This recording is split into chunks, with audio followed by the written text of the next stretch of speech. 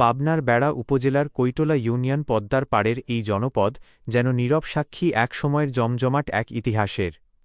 কৈটলা ইউনিয়নের এই বাড়িটি একসময় মুখরিত থাকত মানুষের পদচারণায়।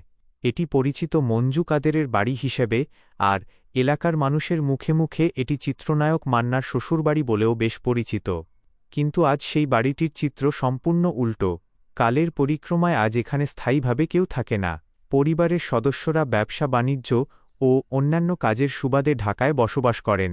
তাদের মূল ব্যবসা এবং অন্যান্য সম্পত্তি এখন বেড়ার অন্যত্র কিংবা দেশের বিভিন্ন স্থানে বিস্তৃত। লোকালয়ের কোলাহল ছেড়ে বাড়িটি আজ পড়ে আছে সম্পূর্ণ পরিত্যক্ত অবস্থায়।